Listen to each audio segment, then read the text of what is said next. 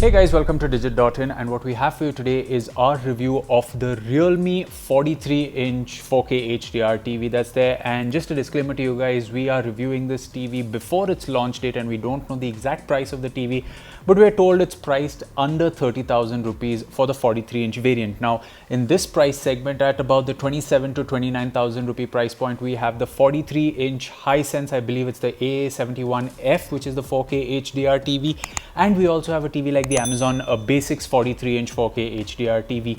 We've reviewed the 55-inch variant of both those, the Hisense and the Amazon Basics TV. So we think the 43-inch variant should perform at par with their larger siblings. Similarly, we have with us the 43-inch Realme TV that Realme has announced, and it is also available in a 50-inch variant. So should you consider picking up this TV if you are looking for a 43-inch 4K HDR TV under 30,000 rupees? Well, we are going to find out in this review. Now, before we get started, we have reviewed Realme's earlier 43-inch Full HD TV, and we really weren't happy with the performance of that one, simply because despite being a full HD TV, it tried to bum in HDR support, which kind of ruined the entire experience, because if the HDR support was not there, that TV would have been great. So is HDR still a deterrent at this price point for this TV? Well, the short answer is no, and the long answer is slightly more complicated. So let's quickly get started with the performance of the panel. Now, this TV has a 4K panel.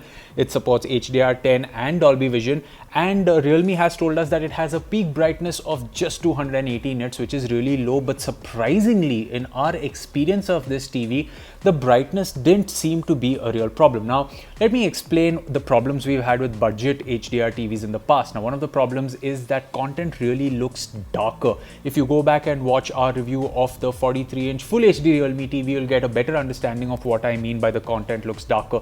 We've seen this on a few Xiaomi TVs as well, but it looks like in the past 1 year, the problem of budget HDR TVs having the problem of darkness has kind of gone away in the past 1 year, simply because we've seen a new baseline where all these 4K HDR TVs operate. And we've seen this with the likes of the Amazon Basics 4K HDR TV. We've seen this with the Redmi TV as well. There is a baseline which is very, very acceptable, especially if you're someone that's going to be consuming HDR content. So if we take a show like, let's say, Our Planet or Altered Carbon on Netflix, which are in Dolby Vision, again a format of HDR, the content on this TV is really quite enjoyable and viewable. And if you didn't know the peak brightness was a mere 280 nits, you would be forgiven for thinking it was slightly higher, simply because what happens in HDR content is the peak brightness ensures there is a certain level before which content starts getting clipped or looking burnt. Now, that threshold is much lower on this TV, and unless you've seen a lot of TVs like I have, you won't know where that threshold lies with different types of content. So you are going to enjoy, let's say, seeing in Our Planet the bird in front of the sun giving you this bright experience on the screen. Similarly, in a show like The Grand Tour, you are going to enjoy seeing all these cars in season 1, episode 1 opening, running through the desert. You will be able to see everyone in frame quite clearly, but there are certain highlights like the sun in the background might make the sky look slightly more burnt out. And once again, these are things you will not notice unless you know what you're looking for.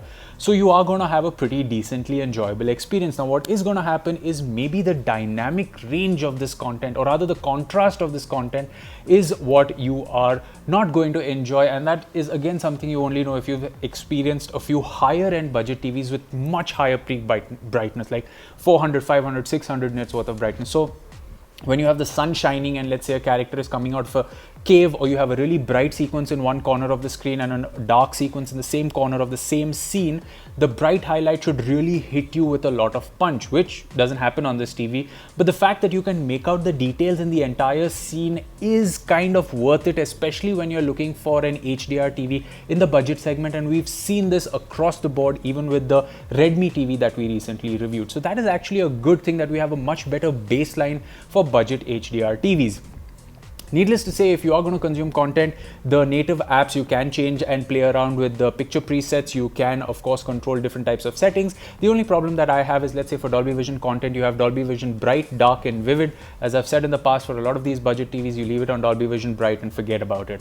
Even when it comes to HDR10 content, you have a standard selection of presets like Standard, Movie, Vivid, etc. And you can switch between those to get an enjoyable experience. But here's my problem, and this spans between both HDR as well as SDR content, is how warm certain content looks. Now, you can play around between the standard and movie presets for both HDR and SDR content. Now, a movie like Spider-Man Homecoming, or even Mission Impossible, which is an SDR on Netflix, and even a show like maybe The Grand Tour and Jack Ryan, which is in HDR on Amazon Prime Video, if you switch to the movie preset, things look a little warmer than they should. Now, HDR content is supposed to have a slightly warm bias to it, but in my opinion, the color temperature here switches way too much towards the warm, and what you may want to do is use the standard preset and go into the color temperature and keep the color temperature at neutral. So this might help eliminate some of the overtly warm tones that you may get in some content, but then again, you may want to keep switching between these two settings of, you know, the warm and the neutral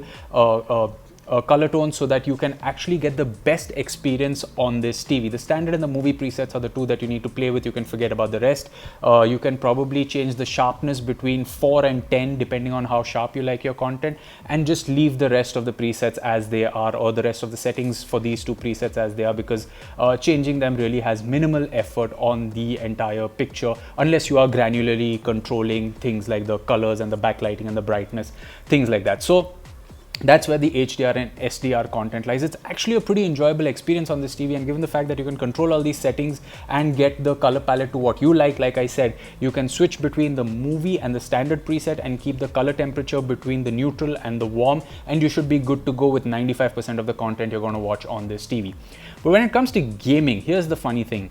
Usually a TV should have the game preset as a part of the picture presets, simply because it switches off any form of post-processing so that the console can display the content as it's meant to be on the TV. But on this TV, you still have access to all the picture presets, and the game mode is a separate setting in the settings of the TV. And this game mode, mind you, is not a toggle to switch between HDMI 2.0 and 1.4. That's a separate setting. All the 3 HDMI ports on this TV are HDMI 2.0.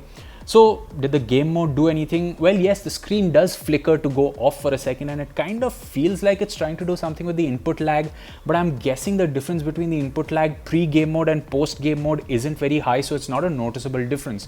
Once again, just go into the picture presets. You can keep it between standard and user, switch off any form of post-processing that's there, which is your dynamic noise reduction and any other form of post-processing that's there, leave the color temperature to neutral, and you're good to go. The color and you can leave the colors at 50, the sharpness could be between 0 and 6, no problem. Keep the backlighting at 100, so you know you are getting the best, punchiest backlighting possible. Now, with a console like the PlayStation 5, you can actually go into the HDR settings and set it up manually to set the higher threshold and the lower threshold of clipping. So, you know, when the screen comes on fully bright and it tells you adjust the brightness till you can barely see the logo, that's the time when you're telling the console that this is the peak brightness of my TV on a full screen on a 10% window, and this is the lowest brightness of my TV when you're looking at the darker image to control that brightness. So when you do go through these settings, you are telling the console what is the maximum and minimum brightness threshold of your TV, which is great, because when we play a game like Returnal, the opening sequence is in this dark forest kind of an area, and on a higher end TV, when the enemies are shooting their projectiles at you, those projectiles really glow on a good HDR TV. I mean, that's where you get the true sense of the punchiness of the colors of that game. On this TV, the game is enjoyable. The input lag was almost minimal, considering Returnal is a game where you need to be on your best trigger fingers, and the punchiness of the colors of the projectiles of the enemies was pretty decent. I mean, it wasn't like it came at you like we've seen on, let's say, some OLED TVs, but then again, an OLED TV is going to cost you a lakh. But it wasn't really bad either. It was actually just enjoyable. Same for a game like Dirt 5. Now, Dirt 5 is a great game for HDR, because once you set the console to its HDR setting, that's what it implements in the game.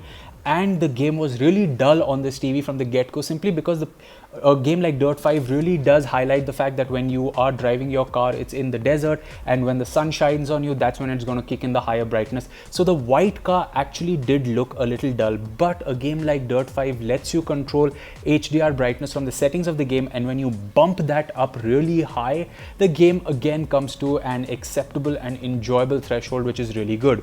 Even a game like Spider-Man Miles Morales, the sequence that we're showing you right now is more of an indoor action sequence where you have some dark corners, a few bright highlights, and Spider-Man in his black suit. And once again, considering the price, considering the performance of the TV, considering what the competition has to offer, the performance of this TV when it came to gaming was also pretty good. So needless to say that the package on offer is pretty all round and considerable if you're someone that's going to pick up this TV to enjoy content. But then again, so is the performance of something like the Amazon Basics TV, again the 43-inch 4K HDR one, and so is the Hisense one. Again, we've reviewed the larger screen sizes of these TVs, but then again the performance is supposed to be at par considering the features on offer are the same, and the only difference is the screen size and of course the price point. So moving over to audio now, the audio on this TV can be a bit of a letdown, simply because if you're someone that's going to watch TV on the lower spectrum of the volume, say at 30 or below, the vocals kind of get a little softer than they should, and there is no night mode in this TV to kind of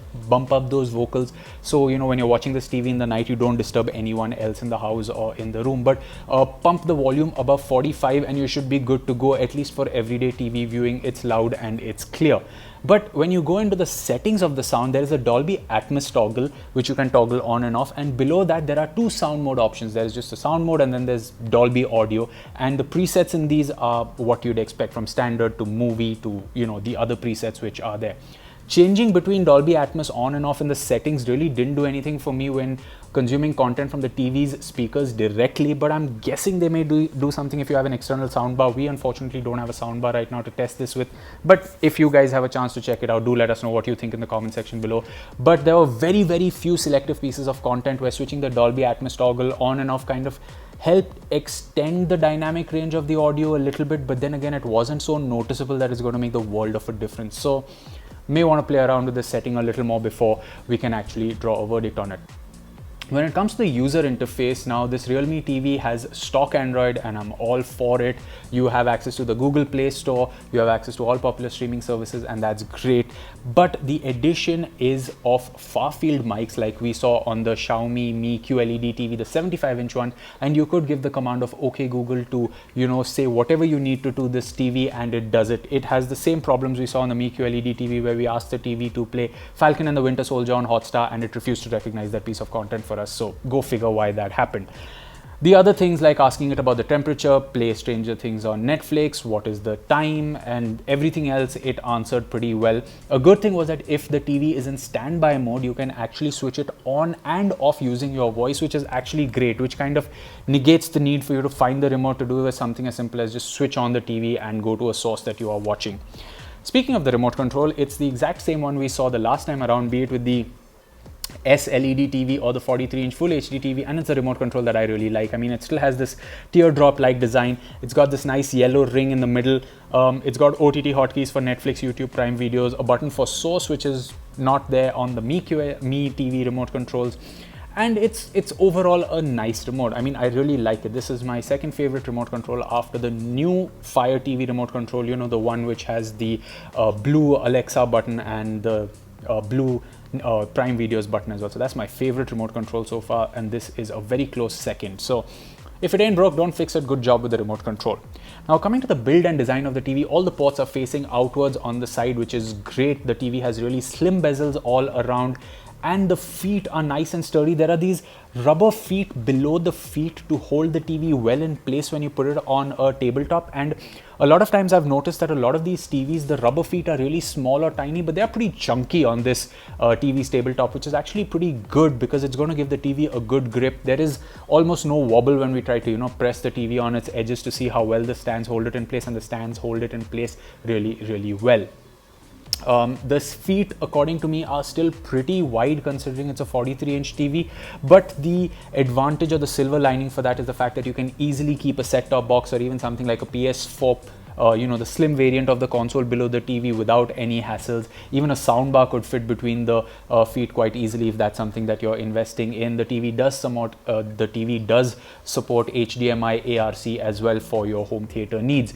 The only other problem I have, which is a really minor gripe, is the fact that when you mute the mic, there is a physical button at the back below the power button to mute the mic, so that when you say okay Google, it does not recognize you. But then you have these yellow LEDs that pop up on the screen right below the screen, which are pretty bright. So if you're someone that's going to watch TV in the dark, then that could be a bit of a hindrance, but that's again a very small nitpick. So what do we have to say when we conclude our review of the Realme 43-inch 4K HDR TV?